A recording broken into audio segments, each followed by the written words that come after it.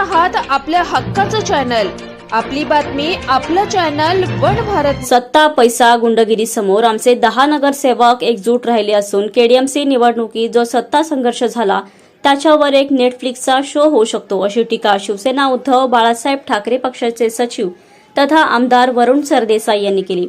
कल्याण डोंबिवली महानगरपालिकेतील शिवसेना उद्धव बाळासाहेब ठाकरे पक्षाचे गटनेते उमेश बोरगावकर यांच्या पालिकेतील गटनेता कार्यालयाच्या उद्घाटनासाठी वरुण सरदेसाई कल्याणमध्ये आले होते। यावेळी ते पत्रकारांशी बोलत होते। या कार्यक्रमाला स्थानिक पदाधिकारी आणि शिवसैनिकांनी मोठ्या संख्येने उपस्थिती लावत शक्ती प्रदर्शन केलं। सेना बीजेपीची कागदावर युती असली तरी त्यांचे जमत नाही हे दिसून आले असून त्यामुळे सर्व समित्यांच्या निवडणुकीत दिरंगाई झाली। आता विषय अजेंड्यावर येऊन विरोधी पक्षनेत्याचा विषय मिटला पाहिजे। लवकरच उद्धव ठाकरे विरोधी पक्षनेत्याची घोषणा करतील। एवढेच नाही तर शिवसेना शिंदे गटात प्रवेश केलेला मधुर म्हात्रे बेईमानी करून जनतेसमोर कसे फिरतात या शब्दात आमदार वरुण सरदेसाई यांनी टीका केली। तर विधान परिषद निवडणुकीच्या पार्श्वभूमीवर उद्धव ठाकरे यांनी नेतृत्व करावे अशी भूमिका सरदेसाईंनी मांडली आहे। यावेळी बोलताना वरुण सरदेसाई यांनी आगामी विधान परिषद निवडणुकीच्या पार्श्वभूमीवर महत्त्वपूर्ण वक्तव्य केलं।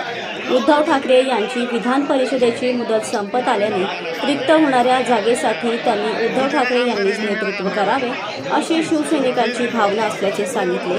तसेच उमेदवारीबाबत अंतिम निर्णय हा उद्धव ठाकरे यांच्याकडेच असल्याचे स्पष्ट करत महाविकास आघाडीतील सर्व घटक पक्षांशी चर्चा करूनच अधिकृत उमेदवाराची घोषणा केली जाईल असे त्यांनी नमूद केलं। उद्धव ठाकरे जे नाव जाहीर करतील त्याला आमचा पूर्ण पाठिंबा असेल असेही त्यांनी ठामपणे सांगितले। नाही, आज कल्याण डोंबिवली महानगरपालिकेतील शिवसेना उद्धव बाळासाहेब ठाकरे पक्षाचे जे आमचे गटनेते आहेत उमेश बोरगावकर साहेब यांच्या दालनाचं उद्घाटन हे अतिशय आनंदाच्या वातावरणात झालेलं आहे। कल्याण डोंबिवली महानगरपालिकेची निवडणूक ही कशी झाली हे केवळ इकडच्या जनतेला नाही तर संपूर्ण महाराष्ट्राला माहिती आहे। एका बाजूला धनशक्ती विरुद्ध जनशक्ती, जनशक्ती ही आमच्या बाजूला होती। अनेक उमेदवारांवर दबाव टाकण्यात आला होता ही निवडणूक बिनविरोध करण्याकरता। अनेक पैशांची आमिषं देण्यात आली होती। या सगळ्या आमिषांना झुगारून आमचे उमेदवार हे अतिशय उत्तम पद्धतीने त्यांनी लढत दिली। आमचे उमेदवार जेवढे विजयी झाले त्याही पेक्षा मोठा आकडा त्या उमेदवारांचा आहे ज्यांचा अतिशय कमी फरकाने निसटता पराभव झालेला आहे। आणि त्यामुळे आता ही सगळी टीम घेऊन इथे यापुढे कल्याण डोंबिवली महानगरपालिकेमध्ये आमचं काम हे सुरू राहील। आज हे ज्या दालनाचं उद्घाटन झालेलं आहे या दालनाच्या माध्यमातून कल्याण डोंबिवलीतील जे सर्वसामान्य नागरिक आहेत यांच्या छोट्या मोठ्या सगळ्या प्रश्नांना शिवसैनिक इकडचे आमचे सगळे नगरसेवक हे वाचा फोडतील अशी मला पूर्ण आशा आहे, अपेक्षा आहे। मधुर म्हात्रेबद्दल आपलं काय म्हणणं? मला असं वाटतं की माझं म्हणणं काय आहे याही पेक्षा ज्या जनतेने त्यांना शिवसेना उद्धव बाळासाहेब ठाकरे या पक्षामुळे त्यांना मतदान केलं, ज्यांनी मशालीवर मतदान केलं, ज्यांनी एक कमी वयाचा तरुण उमेदवार म्हणून त्यांना मतदान केलं, ज्यांनी ठाकरे बंधूंवर प्रेम म्हणून त्यांना मतदान केलं, त्या जनतेचं माझी आपल्याला विनंती आहे की आपण त्यांच्या जाऊन प्रतिक्रिया घ्या। जेव्हा जनता तुम्हाला तुमच्यावर विश्वास ठेवते आणि विश्वास ठेवून तुम्हाला निवडून देते त्यानंतर जेव्हा तुम्ही बेईमानी करता तेव्हा तुम्ही त्या जनतेसमोर कसे फिरता हे मला वाटतं तुम्ही त्याचे व्हिडिओ करून पसरवले पाहिजे। मला असं वाटतं की आजचा दिवस हा त्या सगळ्यापेक्षा फार महत्वाचा आहे।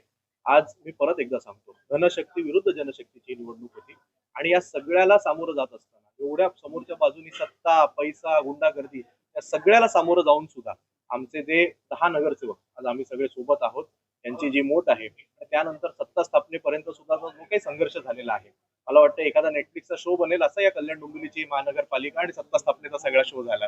याला सगळे आमचे एकत्र राहिले। उद्धव ठाकरे साहेबांच्या आदेशान्वये सगळ्यांनी ठरवलं की आपण विरोधी पक्षाची भूमिका बजवायची आणि त्याकरता आज सुद्धा सगळ्यांना पाहून एकत्रित पाहून अतिशय आनंद झालेला आहे। मी सुद्धा माझा जन्म डोंबिवलीचा असल्या कारणानं माझं एक वेगळं नातं या कल्याण डोंबिवलीशी आहे म्हणून मी देखील त्यांच्या संपर्कात वारंवार होतो। या पुढे सुद्धा मी जरी आमदार मुंबईतला असलो तरी इकडचे जे काही प्रश्न असतील ते जर मला कधी सांगतील तर माझी देखील जबाबदारी राहील शिवसेना उद्धव बाळासाहेब ठाकरे पक्षाचा आमदार म्हणून इकडच्या सगळ्या आमच्या नगरसेवकांच्या पाठीमागे खंबीरपणे उभे राहतो। 100% आम्हाला मिळेल। त्याचं खरं म्हणजे माझी अशी अपेक्षा होती की आपण जर हे पाहिलं की सध्या भाजप आणि शिंदे गट यांचंच कल्याण डोंबिवली महानगरपालिकेमध्ये कागदावर युती असली तरी आपापसात जमत नाही हे आता खुलं झालेलं आहे।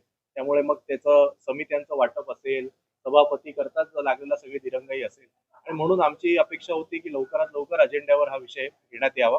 आज सकाळीच इकडे येण्याच्या पूर्वी शिवसेना पक्षप्रमुख उद्धव ठाकरे साहेब यांनी आमच्या काही लोकांची बैठक घेतलेली आणि या संदर्भात सगळी सविस्तर चर्चा झालेली आहे.